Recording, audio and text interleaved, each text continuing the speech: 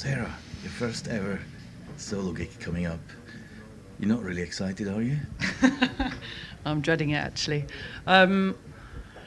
First solo show, yeah. So I'm gonna do it in East London, which is gonna be nice. Where most of my shows have happened, to be honest, in the last few years.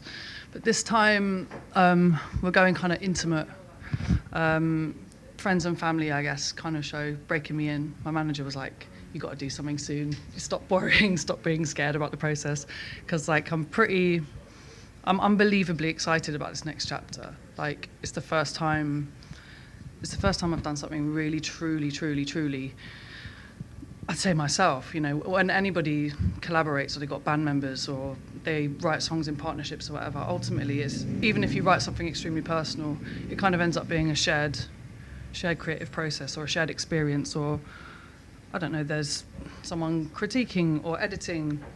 And in this situation with these tracks, other than the producer who I've been working with, like these songs have really just all been about my experiences and my little, like, I don't know, weird way of working out kind of who I am in my 30s. And yeah, it kind of feels pretty unbelievable that I'm going to be on that stage on my own going like, okay, this is who I am. These are what these songs are. This is what I stand for. This is what's exciting me at the moment. This is what I'm embarrassed about. This is what I'm proud of. This is what I find sexy. Like all of these things. It's a very nerve-wracking thought, but one that I can't let go of and has to happen. Ultimately, it's kind of like an inevitable thing that I feel like has been ahead of me for such a long time.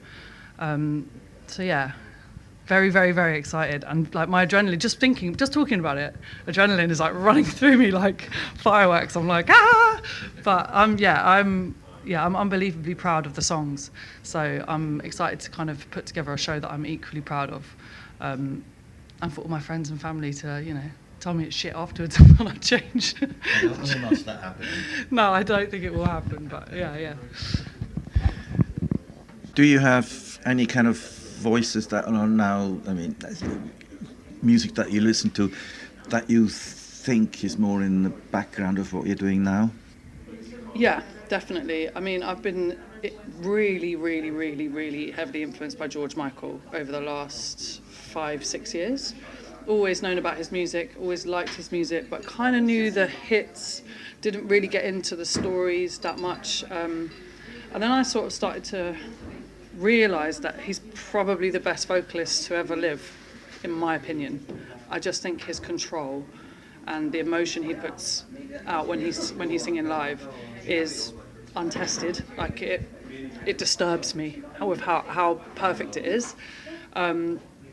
And he's got such a heartbreaking story, and his songs are so calm, and I really admire that in artists that can write about something that has terrorized them, like he lost his partner to AIDS, and to sing about it like, in this smooth, silky, considered, poetic, it's classy.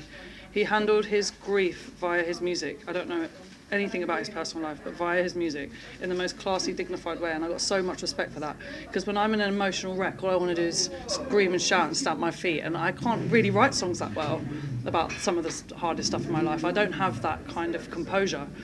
So George has been a big one. Annie Lennox as well, mainly because people compare me to her, and then I started to listen to her because people compared me to her. I never grew up on Annie Lennox or the Eurythmics, but I've grown to really love her. Sinead O'Connor too. I was brought up on Sinead O'Connor, and I've got really into her in the last few years, and I think she's probably in there somewhere a little bit. We have a bunch of questions from your friends and fans written in. So one of them would be, maybe you've already sort of gone in the direction of answering it. What are you enjoying the most about making the album? Any particular process or experiences? Yeah, okay, I reckon the best part of it is the meditative part of it. It's the bit where I'm like in my long johns on my pants with like a weird cup of tea for 5 hours writing a song, and nobody's going to step in the room. Those are the bits that are just magic, and then I get to the end of the day and I've got something to listen to and I'm so relaxed. And trust me, it takes a lot to calm me down and to get myself not feeling like, I'm such a jittery person that needs a lot of stimulation. So that's the part that's the most magical for sure. Another question from the sheet. Do you have a favourite track on the new record, and can you tell us about it? I do, yeah, I do. My favourite, weirdly, is a track called "Lately," which it's not an obvious one, but it's about, the song basically is about kind of me disappearing off, which became a bit of a party trick of mine over the last 2 years. I have got a tendency to be a little bit hedonistic. I'm a product of London completely, and it's about that, really. It's about some of the darker but quite exhilarating experiences I've had going out late. I wrote most of the lyrics at like 4 o'clock in the morning. You mentioned the fact that, for the first time, really, you're by yourself, and you really have to be your own critic, as it were, which I'd imagine would be sort of quite hard. You also had a producer, though, was that? Yeah. Yeah, so I'm working with somebody called Joseph Ashworth, who I met randomly in a music session via Nimmo, my previous project. I really liked him. We got along like a house on fire. And to be honest, working together again kind of was just like, we just tried a day together. We were like, oh, let's just see what happens. And he was really invested from the beginning. He kind of said, I completely get your vision. I get who you are.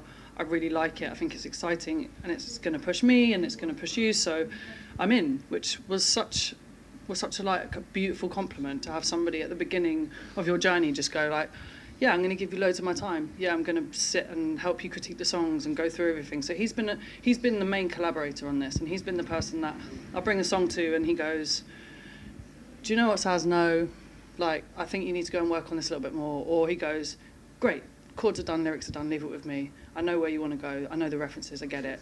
And then he delivers something, and 9 times out of 10, I'm like, yeah, you've nailed it.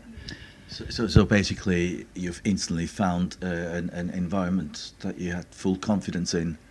Yeah, totally, 100%. Like, I think that's been a really lucky, because everyone always talks about how much luck is, is part of this game so much, and that was luck, like finding Joe straight away. I didn't have to kiss 20 frogs, didn't have to like weed my way through loads of producers. He just got it straight away, and that just set me up. I was like, right, okay, now I can go away and sit in a hut and be weird for a few days and write these songs because I know I've got someone I can show them to. So yeah, it's been a solo experience on the like writing and like fishing stuff out of myself. But like in terms of getting into the studio, it's been a really solid collaboration with Joe. Like, really, yeah, I feel really lucky actually. I'm so glad that I finally get to be interviewed by you because you're a legend. So cheers to that. It's very pleasing to hear. Anytime you'd like to come back, you're very welcome. Thank you. Anytime you want to come back to Queer Pub in East London, you're also welcome.